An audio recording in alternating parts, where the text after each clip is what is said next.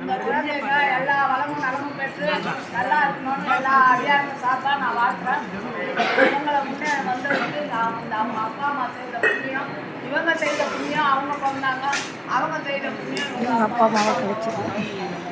மாயவசம் வந்தாங்க, மயிலாடுதுறை எல்லா விஷயம்